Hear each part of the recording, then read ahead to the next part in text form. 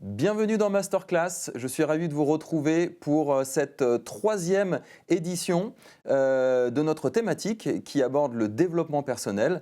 Et après avoir vu parler des pensées, la manière de contrôler ses pensées, nous avons parlé également des croyances limitantes et maintenant nous allons aborder une thématique importante qui est très liée et qui est à propos des émotions. Donc nous allons recevoir Elodie dans quelques instants. N'hésitez pas à vous abonner à la chaîne YouTube. Nous sommes sur Masterclass. À tout de suite.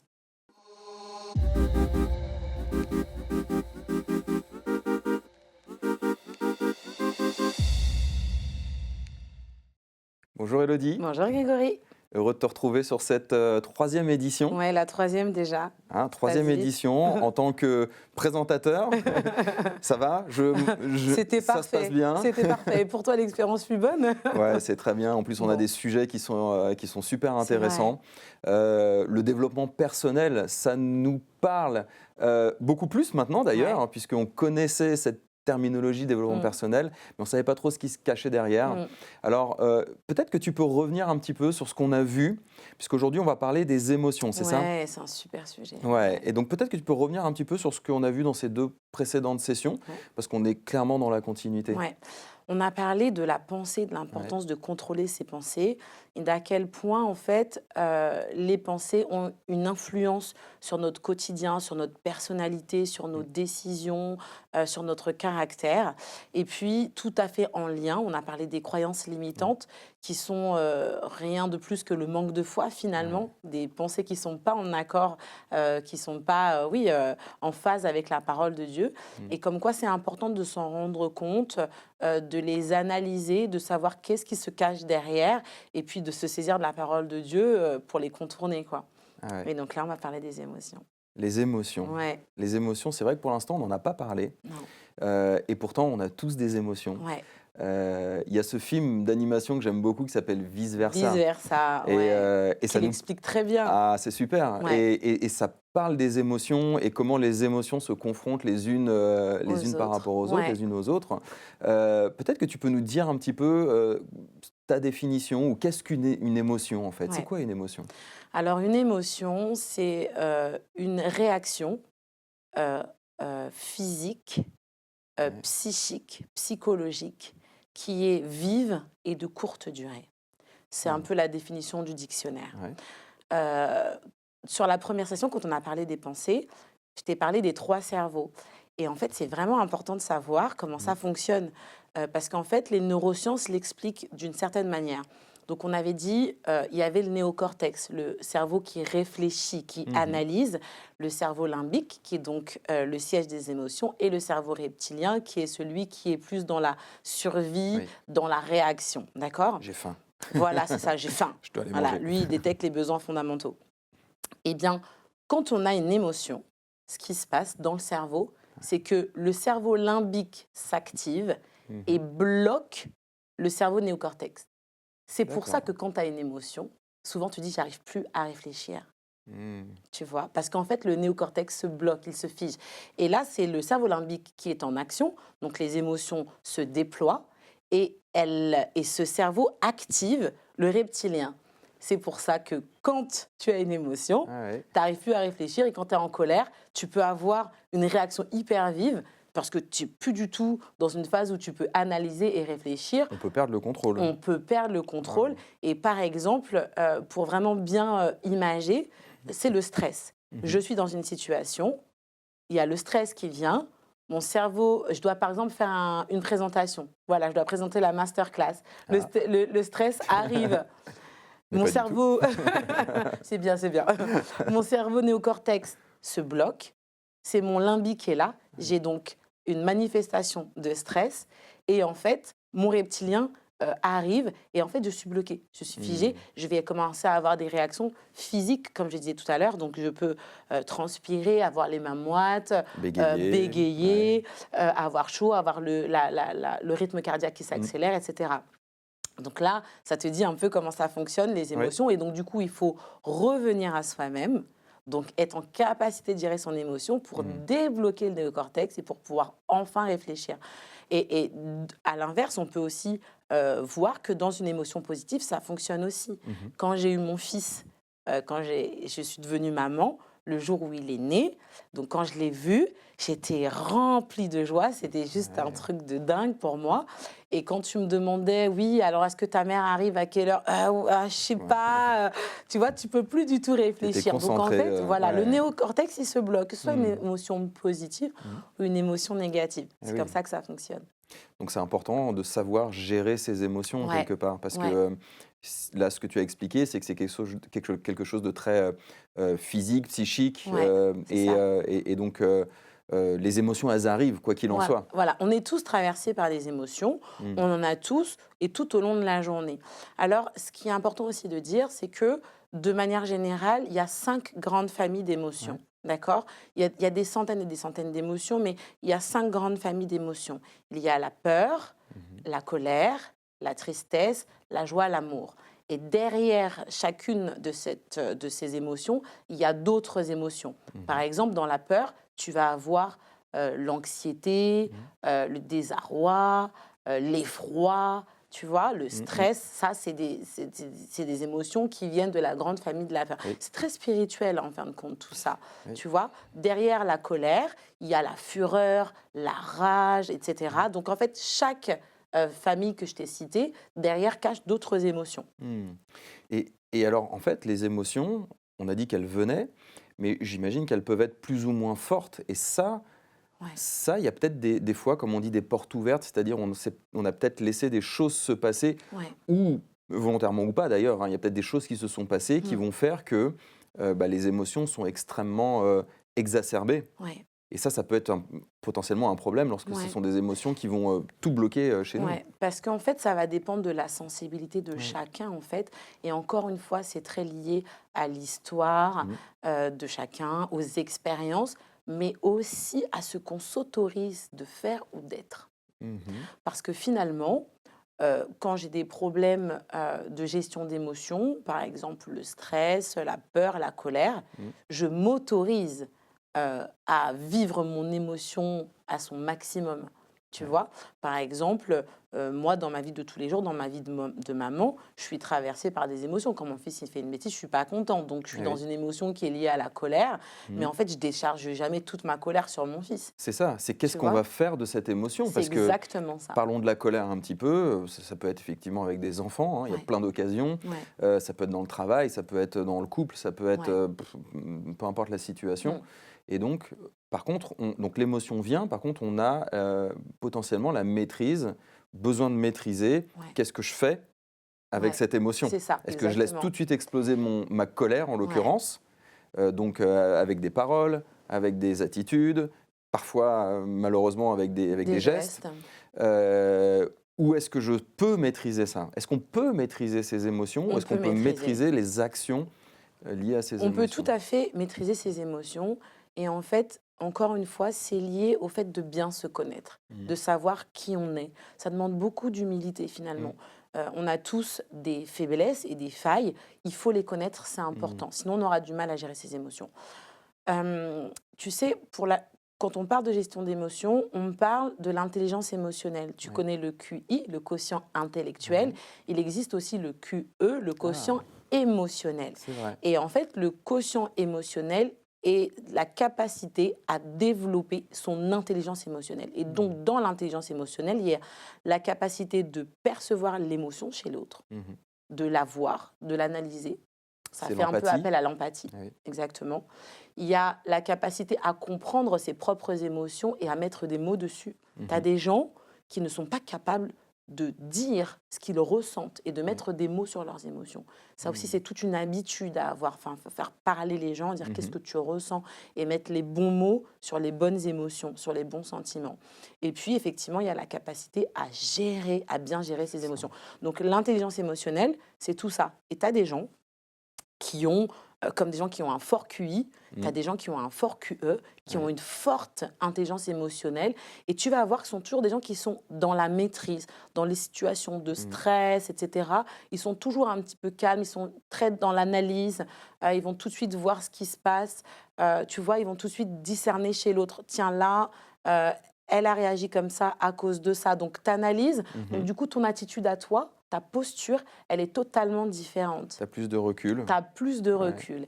Et le grand secret que je vais donner, ce n'est pas vraiment un secret, mais ça peut être une révélation conseil. pour beaucoup, c'est que derrière les émotions, il se cache des besoins. Wow. Donc, derrière la colère, il y a un besoin de reconnaissance, un besoin d'être entendu. Quelqu'un qui se met vite en colère. Et on a tous autour de nous des gens qui surréagissent dans des situations. Eh bien, derrière, il y a un besoin. Donc, c'est le besoin d'être reconnu et c'est le besoin d'être entendu. C'est un besoin de reconnaissance. Et tout de suite, quand je vous dis ça, vous dites « Ah ouais, mais finalement, carrément, c'est vraiment ça ». Derrière la joie, il y a un besoin de partager. Généralement, quand tu es joyeux, quand tu as une bonne nouvelle, qu'est-ce que tu as envie de faire tout de suite? Tu as envie d'appeler quelqu'un pour dire hey, « tu sais pas quoi ?» Donc, en fait, derrière la joie, il y a un besoin de partager. Derrière la tristesse, il y a un besoin d'être rassuré. Donc, en fait, derrière chaque émotion, là, je parle de la grande famille des émotions, les 5 émotions, il y a un besoin qui se cache. Et si tu arrives à comprendre et à discerner les besoins qu'il y a derrière les émotions négatives, et bien toi, en tant que personne, tu vas pouvoir mieux appréhender l'autre dans son émotion. Ça fait partie de l'intelligence émotionnelle. Et toi, quand j'ai vu ça, quand j'ai découvert ça, waouh, tu vois, ça nous en dit long sur nous-mêmes, sur les réactions que les autres ont vis-à-vis de nous, ou vis-à-vis de d'autres personnes. Et du coup, tu vois, tu vas tout de suite avoir un positionnement différent parce qu'au lieu de juste voir la colère, tu vas voir le besoin. Ça, c'est super intéressant parce que, ça, encore une fois, ça traite de nous, mais de notre relation à l'autre, en fait, de la manière dont on va aborder l'autre, ou même une personne qui va se mettre en colère, comme tu l'as dit, et bien de comprendre en fait cette colère et de pas de la juger tout de suite et pas être dans la réaction tout de suite. Exactement. Non plus, hein. Et du coup, après, quand tu es dans la discussion avec les gens, quelle que soit l'émotion par laquelle ils ont été traversés, le stress, etc., on dit que le stress, donc ça vient de la famille de la peur, donc ça veut dire que le besoin qui est derrière, c'est le besoin d'être rassuré. Et ben, tu vas tout de suite savoir, toi, comment te comporter, comment parler avec cette personne en disant, écoute, voilà, tu as eu telle réaction, et tu sais qu'il y a besoin d'être rassuré ou besoin d'être entendu, donc c'est « ok, je t'écoute » ou « ok, eh ben, tu sais quoi, moi je pense que tu es capable ». Et ça change tout, tu vois. Alors, tu nous as parlé tout à l'heure d'avoir du recul, le besoin d'avoir un petit peu de recul par rapport justement aux émotions, par rapport aux situations qui peuvent nous provoquer des émotions. La Bible dit en fait qu'il y a un des fruits de l'esprit qui est la tempérance, la bénignité. Et moi, ça me parle beaucoup. Ça me parle en fait que nos émotions, elles sont toutes là. Hein. On peut tous être en colère, on peut tous être stressés, on peut tous avoir peur de quelque chose, mais en tout cas, il faut savoir contrôler et pas être dans l'explosion. Mais il y a certaines émotions qui sont des émotions qui sont positives, mais être dans un excès de joie, ça peut cacher des choses aussi. Bah oui, ça peut cacher des fois du stress, etc. On dit tout excès nuit. Effectivement, pour parler de cette thématique, comme tu l'as dit, le plus bel exemple qu'on peut trouver dans la Bible, c'est Galates 5, 22. C'est pour ça que je te disais que Dieu est le plus grand coach. Quand il parle du fruit de l'esprit, il parle, donc toi tu as dit la tempérance, mais dans d'autres versions, on voit la maîtrise de soi. Soi, moi, c'est ce que je suis, c'est mon âme, donc ce sont mes émotions. Qu'est-ce que tu as à maîtriser? Mes émotions. Donc tu vois, je suis toujours émerveillée quand je vois, tu sais, quand j'ai commencé à étudier ces sujets, je me suis dit, on n'a rien inventé. Dieu, il avait déjà tout mis dans la parole. Donc la maîtrise de soi, c'est dingue parce que c'est un fruit de l'esprit. Donc, maîtriser ses émotions, c'est un fruit de l'esprit. Je maîtrise mes émotions. Et effectivement, ça appelle à comprendre en fait ce que Dieu attend de nous. Mais effectivement, tu l'as dit, on est tous traversés par des émotions, c'est normal. D'accord ? Mais tu vois, quand la parole dit de ne pas se coucher sur sa colère, ça veut dire, reste pas dans ton truc. En fait. Finalement, c'est comme les pensées. Hein. On a évoqué les pensées, qu'il ne fallait pas les nourrir et les faire prospérer. Quelque part, une émotion, il ne faut pas non plus la faire prospérer et la nourrir, tout simplement, parce qu'on sait que de colère en colère, on peut faire grossir sa colère. Bon, c'est très similaire. On sait, toi et moi, que la colère, c'est un esprit. Tu vois ? Donc, en fait, c'est une émotion, mais c'est aussi un esprit qui est dévastateur. Donc, en fait, tu peux pas... Et c'est une des seules émotions négatives dont Dieu a parlé avec autant de justesse en disant t'endors pas, ne va Oui. pas te coucher en colère. Ça veut dire que tu peux être en colère, mais que tu dois traiter ça rapidement et ne pas te coucher derrière avec, parce que en fait, ça a des conséquences en fait de demeurer dans la colère. Et je crois qu'effectivement, en tant que chrétien, quand on a cette révélation, en fait, quand on sait que la maîtrise de soi, c'est un fruit de l'esprit, eh ben, on doit vraiment s'en occuper. On doit vraiment apprendre à se maîtriser. Et donc, quand je préparais l'émission, je regardais un petit peu, en fait, qui avait été traversé par des émotions, etc. Et il y a plein de personnages de la Bible qui ont été Bien traversés sûr. par des émotions. Par exemple, Moïse, quand il s'est mis en colère, quand il a vu ce que le peuple d'Israël a fait avec le veau d'or, etc., il a cassé les tables de la loi de colère. Donc, on voit que les émotions sont dévastatrices. Ouais. Mais on voit aussi dans la Bible qu'on peut maîtriser son émotion. Parce que quand elle n'est pas maîtrisée, tout comme les croyances limitantes, elle t'empêche d'atteindre ton but. Je te donne un exemple. Quand Lazare meurt et que les femmes, Marie, etc., viennent chercher Jésus, elles sont affolées, elles sont dans les émotions, elles. Ah oui. Et on peut le comprendre, tu viens de perdre Bien sûr. quelqu'un, elles sont dans les émotions. Jésus entend la nouvelle et il est lui aussi, et la Bible Ouais. le dit, saisi par une émotion. Il Ouais. a Il a pleuré, pleuré. tu vois. Donc il Oui. était triste. Mais il savait que pour faire le miracle, il devait gérer son émotion. Il devait sortir de la tristesse pour entrer dans la foi. Quand tu es dans ton émotion, tu es dans ton émotion, tu n'es pas dans la foi. Enfin, là, je parle des émotions qui Bien sont sûr. négatives et qui Bien sont sûr. désagréables, d'accord? Tu n'es pas dans la foi. Donc, pour faire ce que Dieu te demande, il faut apprendre à te maîtriser. Et si Jésus l'a fait, on peut Oui. le faire. Jésus a été traversé de plein d'émotions Ouais. lui-même, et c'est notre exemple. Effectivement, on a vu qu'il a pleuré. Ouais. D'ailleurs, ça brise une croyance limitante. Ouais. Les hommes ne pleurent Les pas. hommes ne pleurent pas. Ah là là, merci d'avoir brisé cette croyance, Grégory. Jésus pleura. Ouais. C'est un verset de la Bible. Ouais. Il a été traversé par le doute aussi, puisque même il a demandé à Dieu d'éloigner. Il a dit éloigne cette coupe de moi, si toutefois. Et donc c'était le doute. Il l'a traversé à un moment donné, mais il a géré ses émotions. Ouais, c'est ça. Voilà, c'est un excellent modèle. C'est un excellent modèle. A été en colère aussi avec Il a été en dans le colère temple. aussi, ouais. Absolument. Alors je sais pas si ce jour-là il a vraiment géré, je sais pas. Mais en tout cas, il s'est passé des choses après. Il a balayé certaines choses. Voilà, c'est ça. Voilà. Ok. Alors, gérer ses émotions pour mieux communiquer. Est-ce qu'il y a un lien entre justement la communication, parce que finalement, quand on parle de développement personnel, on parle de nous-mêmes, mais de notre capacité aussi à interagir avec les autres. Ouais. Est-ce qu'il y a un lien entre les émotions et peut-être un moyen d'améliorer sa communication? Oui, c'est complètement lié parce que, et ça, peu de gens le savent, mais la gestion des émotions, c'est une des compétences pour bien communiquer. C'est un des fondamentaux de la bonne communication, la communication bienveillante. Pourquoi? Parce que quand je suis dans mon émotion, par exemple, si je suis stressée ou si je suis en colère, je vais mal dire les choses, forcément, parce que je ne suis pas posée, je ne suis pas dans une situation de sérénité. Bien souvent, on fait face à des gens, on rencontre des gens qui sont toujours qui sont vifs dans leur façon de parler et avec un langage non verbal qui fait un peu reculer, les sourcils froncés, une attitude, tu sais, corporelle, voilà, qui en dit long. Et en fait, cette personne, elle communique, mais elle est dans ses émotions. Et en fait, des fois, les gens veulent dire des choses, justes, ils veulent passer un message.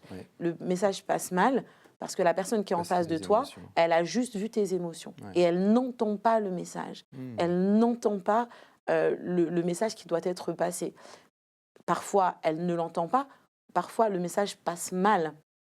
Si je suis complètement apeurée et que je vais à un entretien et qu'on me demande parlez-moi de vos qualités et je commence à avoir chaud, je commence à bégayer, je sais plus, je dis n'importe quoi et je sors de là en disant oh là là, j'ai dit n'importe quoi, c'était pas du tout ça que je voulais dire. En fait, ton émotion, elle prend le dessus, tu vois. Et en fait, ça peut vraiment créer des dégâts dans les relations, Grégory. Ouais. Les gens qui ne maîtrisent pas leurs Mmh. émotions, quelles qu'elles soient d'ailleurs, tu vois. On peut parler peut-être un petit peu de l'offense, par exemple. Ouais. Parce que là, pour le coup, c'est quelque chose qu'on voit tout le temps, qu'on connaît. Ouais. Et qu'est-ce que tu peux nous dire à propos de l'offense? Eh ben, en fait, l'offense, c'est lié souvent à l'estime de soi.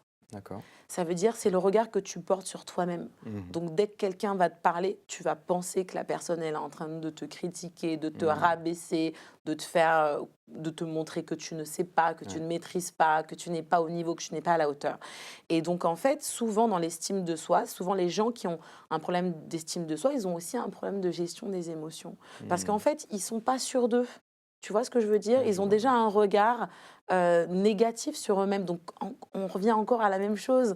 On y redit la revient. même chose depuis 3 sessions. La pensée, ce que je pense de moi, si je pense négativement, et ben forcément, quand quelqu'un va venir me parler, je vais être saisie par une émotion négative, je vais m'offenser, tu vois.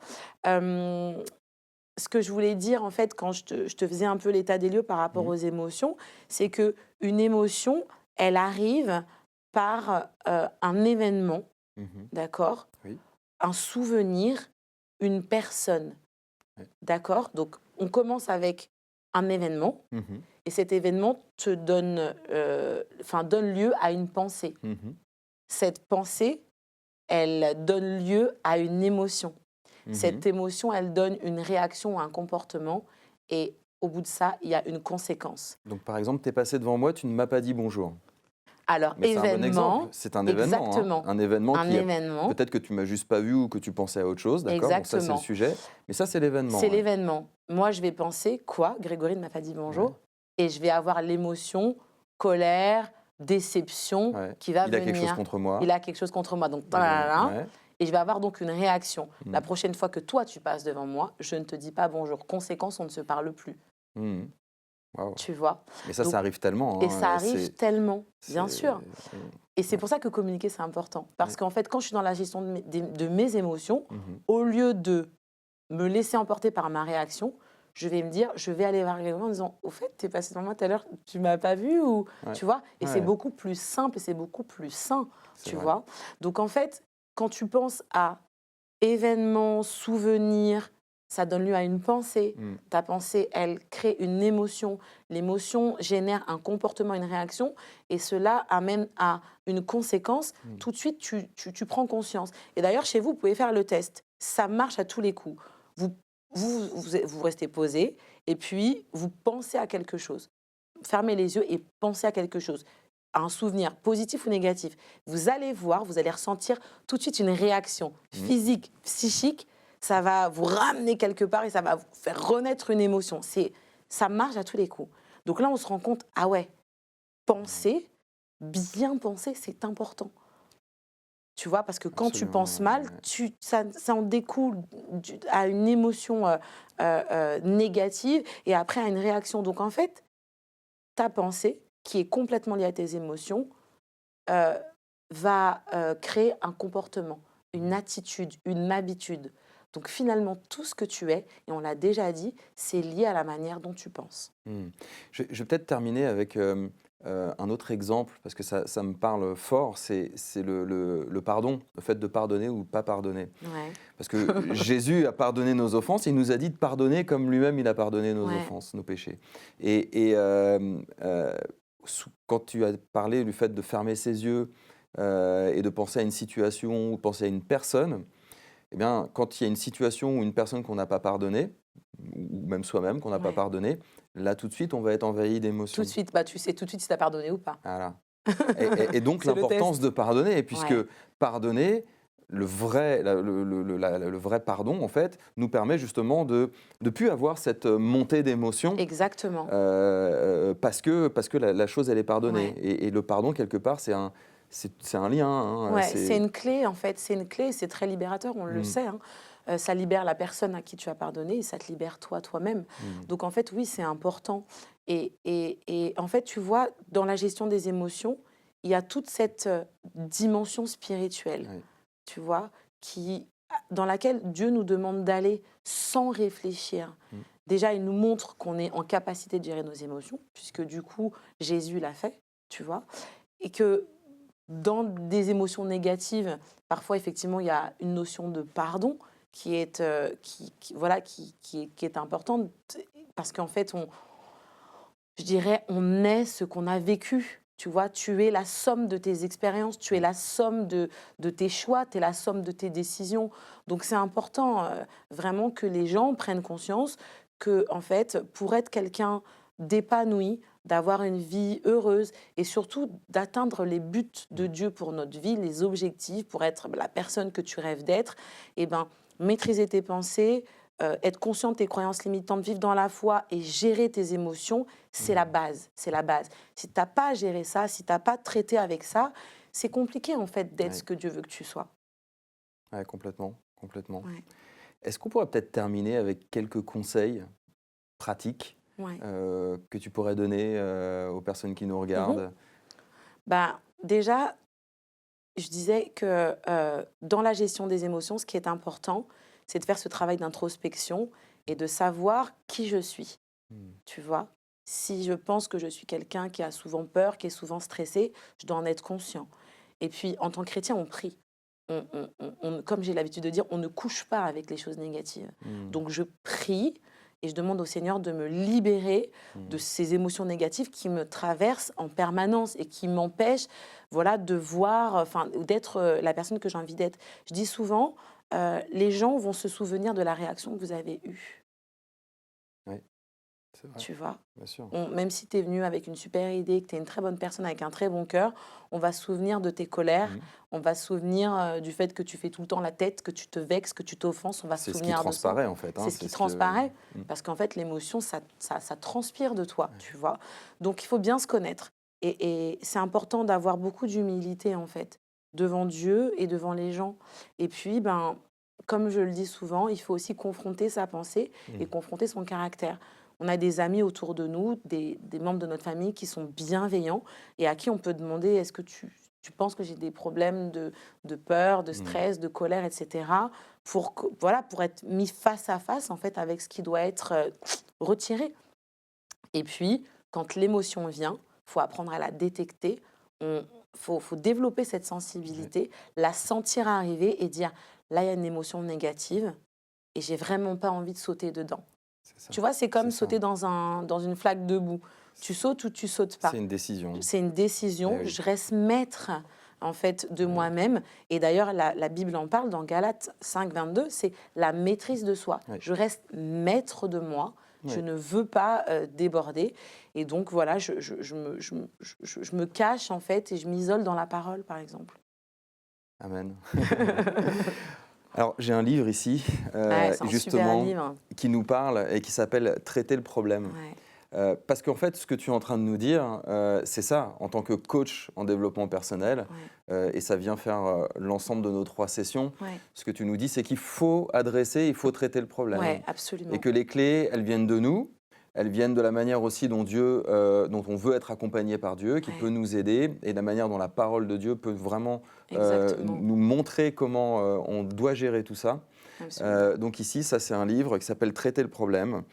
Vous ne pouvez pas conquérir ce que vous refusez de confronter. Donc Absolument. la clé, elle vient de nous. Ouais, Et on a besoin d'aide, mais ouais, la clé, elle vient de nous. ouais, Et gérer ses pensées, ses émotions, briser vraiment tout ce qui nous limite, nos ouais. croyances limitantes, ça part de nous. Ça part de Ça nous. part de nous. Exactement, exactement. Donc je vous encourage à aller récupérer ce livre. Vous pouvez l'acheter, vous pouvez le retrouver à la librairie Paris Centre Chrétien ou sur le site www.édition-paroledefoi.com. Il y a beaucoup d'autres bonnes choses, mais ici, c'est une sélection. En tout cas, on a eu une super session, Ouais. Élodie. Justement, pour traiter le problème, peut-être qu'on peut terminer pour prier, en Ouais. priant pour les personnes Ouais. qui souhaiteraient et qui ne sauraient pas peut-être comment rentrer dans cette démarche. D'accord. Prier vraiment que Dieu fasse un chemin favorable Ok. et bénir ces personnes. Ok. Mais écoutez, si vous vous êtes senti concerné, en tout cas par tous ces sujets qu'on a traités, sachez qu'avec Jésus, il y a toujours de l'espoir de s'en sortir. Il est celui qui va vraiment vous guider et qui va vraiment vous sortir de toutes ces pensées négatives, de toutes ces croyances limitantes et de toutes ces mauvaises émotions qui vous polluent. On va prier ensemble et Dieu va faire le miracle. Seigneur, nous te louons, nous te rendons grâce. Seigneur, parce que tu es un Dieu incroyable, tu es un Dieu plein d'amour et tu es le Dieu de l'impossible. Et je veux remettre entre tes mains toutes ces personnes qui nous suivent et qui sont vraiment polluées par toutes ces pensées négatives, par ce manque de confiance, par ce manque d'estime, par toutes ces croyances qui les empêchent d'atteindre leurs rêves, d'atteindre les buts que tu as mis pour leur vie. Et Seigneur, je prie, Seigneur, afin que tu libères, Père éternel, toute ta grâce, Seigneur, toute ta délivrance, tout ton potentiel en eux, Seigneur, que tu leur ouvres les yeux, Seigneur, sur les choses qu'ils ont besoin de confronter. Seigneur, qu'ils soient vraiment débarrassés par ces esprits de peur qui les empêchent, Seigneur, d'aller de l'avant. Seigneur, je veux lier tous les esprits, Seigneur, tous les obstacles, Seigneur, tous les freins, toutes les peurs, tout le doute, Seigneur, qui s'empare d'eux jour après jour. Et Seigneur, je prie afin vraiment qu'un nouveau chapitre de leur vie s'ouvre à partir d'aujourd'hui, que tout ce qu'ils ont entendu, Seigneur, les bâtisse, les bénisse, Père, au nom puissant de Jésus. Tu es le Dieu de la délivrance et tu es le Dieu des miracles. Alors merci, Père éternel, parce que tu les rends réellement libres, Père, par la parole qu'ils ont entendue, par la parole de foi. Au nom de Jésus, j'ai prié. Amen. Amen. Merci Élodie. Merci à toi. On a eu 3 merveilleuses sessions, Ouais. c'était vraiment très très enrichissant. C'était super, c'est vrai. Je vous dis à tous à bientôt pour une nouvelle session de Masterclass. C'était Masterclass sur la chaîne YouTube Paris Centre Chrétien. N'hésitez pas à vous abonner et je vous dis à bientôt.